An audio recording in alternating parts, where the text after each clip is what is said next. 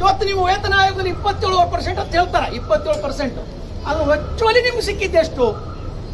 20%. Virtually ಸಿಕ್ಕಿದ್ದು 20%. ಅದಕ್ಕೂ ಕೂಡ ಗದೆ ಕೊಡ್ತೀವಿ ನಾವು. ನಮ್ಮಂತ ಮುಟ್ಟಾಡಣ್ಣ ಯಾರು ಇಲ್ಲ. ಮುಟ್ಟಾದ ಪ್ರಮಾವಿ ಇದು. ಗದೆ ಅವ್ರಿಗೇನು ಗದೆ ಕಮ್ಮಿಟ್ಟಿದ್ದಿಲ್ಲ. ಅವ್ರಿಗೇನಾಗಬೇಕಾಗೈತೆ? ನೀವು ಕೊಡ್ತೀನಿ ಅಂದ್ರೆ ಇಸ್ಕತ್ತೀರ. ನನಗೇನಾಗಬೇಕಾಗೈತೆ? This is how the things. You should analyse it.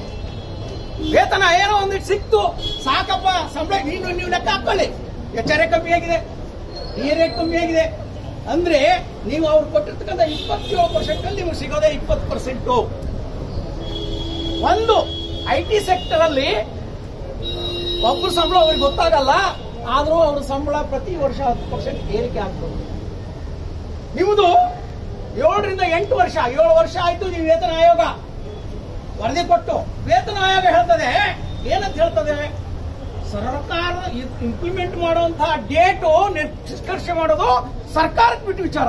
ನಿನ್ಗೆ ಯಾಕೆ ಕೊಡ್ಬೇಕಾಗಿತ್ತು? ಅದನ್ನ ನಿಮಗೆ ಯಾಕೆ ಕೊಡ್ಬೇಕಾಗಿತ್ತು? ನೀವ್ಯಾಕೆ ಈ ರೀತಿ ಅನ್ಯಾಯ ಮಾಡ್ತಾ ಇದ್ದೀರಿ? ಅದಕ್ಕೆ ನಾವು ಹೇಳೋದು, ನಾವು ಹೇಳಿದ್ದು ಯಾವಾಗ ಅದನ್ನೆಲ್ಲ ಗೌರವಿಸಿದ್ರು. ಇಲ್ಲ ವೇತನ ಸಮಿತಿ ಮೂಲಕ ಮಾಡಿದ್ರೆ ಬೇಗ